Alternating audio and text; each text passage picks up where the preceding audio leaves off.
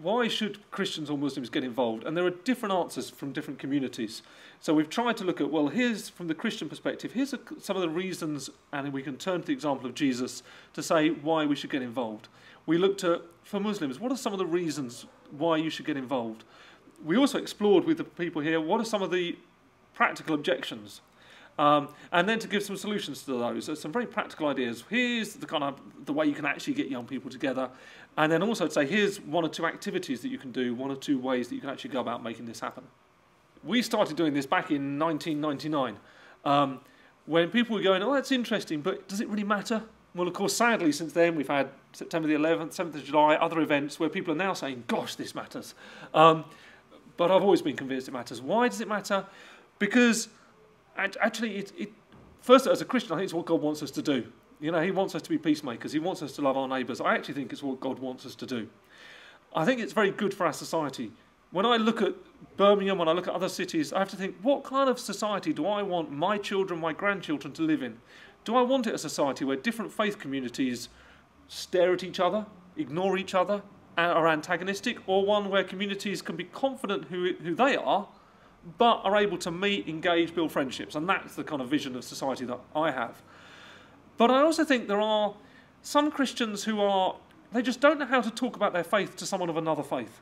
And I meet that too with Muslims. And so, because they're not quite sure how to do it, they often start by telling you why you're wrong, or trying to prove that they're the winners or something. And so actually that doesn't always help. It doesn't always lead to a constructive kind of discussion or friendship. But neither does the approach that says, let's just only focus on the similarities. Let's try and protect... Because actually what happens very quickly, you realise, is we're not the same. There's loads we agree on, but there's some really important stuff we disagree on. So how are we going to help young people learn to disagree peacefully?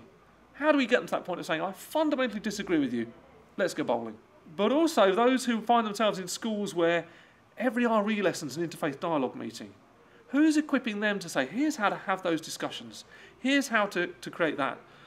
And obviously with all the sad things that have happened, with the kind of rise of extremism in all sorts of different areas, how are we challenging that and countering that and saying, actually, being a member of a faith does not lead to problems necessarily. Actually, it often leads to the solution. And here's one way of showing that it leads to the solution. It's going to sound terribly arrogant if I say I made it up as I went along, but I kind of made it up as I went along. There's been a hugely good tradition of Christian-Muslim dialogue with all sorts of rich resources, but it's almost always been for adults, and mostly the over 40s and quite often the academics. But within that, there's been some really good material and writing come out, and I've done some research and read quite a lot of the writing that's come out of that, and that's been really helpful in the sort of the theology and the philosophy and the underpinning. And really what I've tried to do is say, how do we take the very best of that world and the best of youth work and jam the two together? So I've looked to youth workers and youth work practice, and I've looked to the Christian-Muslim dialogue world and said, let's draw the two together and bash them together and put them together. So that's really where it's come from. I think sometimes for some people, they've just not considered it. It's a bit of a blind spot. And some of our thing is about raising the awareness, profile raising. So actually this is important. And then for many others, it is just a fear of the unknown, I think.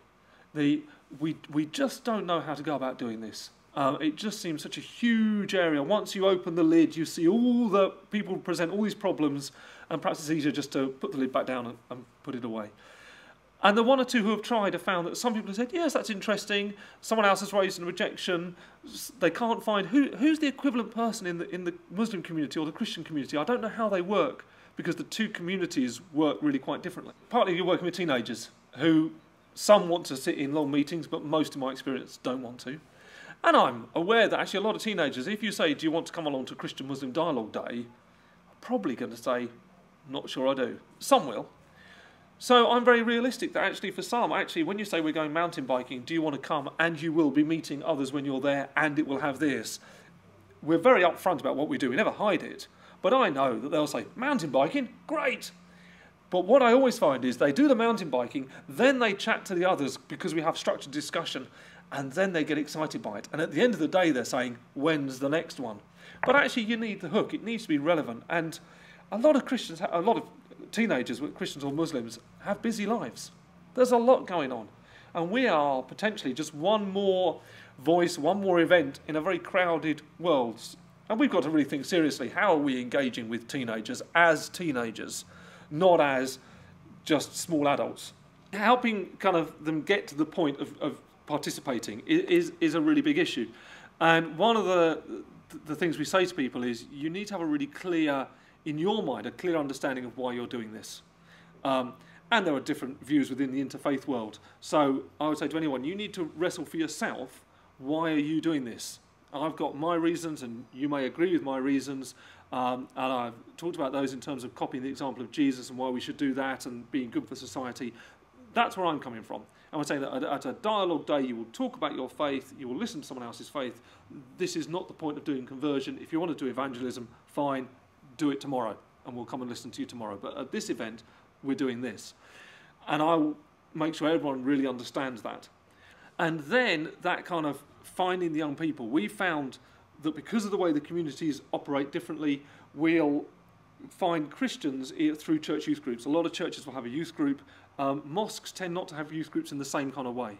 But what we find is there are a number of secondary schools that have a lot of Muslim pupils. There tend not to be schools with large numbers of Christian pupils in the same way. So we tend to talk to youth leaders and teachers, and they then bring the young people. And we're very clear that we want them to bring the young people, so that the day can be quite challenging. You'll be asked things, you'll be shown things that you may not have thought about or seen before, and that can be quite challenging. So we say, come with your young people, bring them, so that you go through the process as well. And then making sure that what we set up has got what we call a very much a safe space, that when you come, everyone's going to be treated equally. So your dietary requirements will be taken care of, whether you're a Christian or a Muslim. You won't be expected just to fit in with the other group. So there will be prayer times for both groups, made sure that they're there. There'll be activities that are appropriate that both groups can join in with fully. And that's a very important part of it, the sense of we come knowing that we are going to be an equal partner in this, not that the others are somehow slightly more privileged than us. And we work very hard at making sure people understand that. The barriers that people have is very important to wrestle with. Sometimes it's fear of, will my young people come back converted? That's a big one. Will they come back recognisable? Will they be asked to participate in worship of the other faith that they can't join in with, but they'll be forced to? Will they be asked to deny who they are, or to deny things they believe in? Those are some of the big questions. Some is more practical. Will there be halal food? Will it end on time? There's guidelines. There's a framework. This is not a free-for-all. And we have the guidelines for dialogue, which we talked about in the training and are on the website.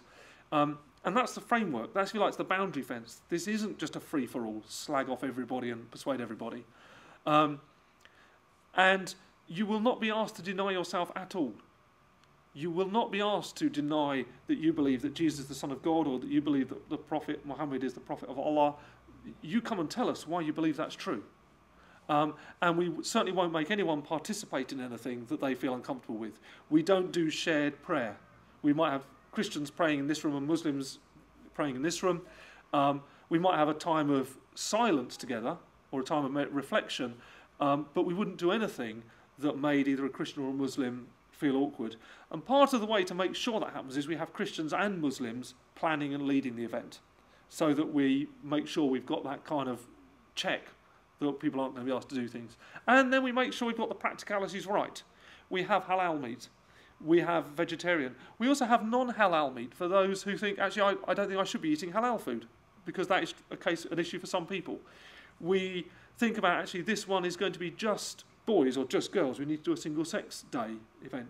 So we think through what are the practicalities so that we can reassure people all the way along that this is how it's going to be.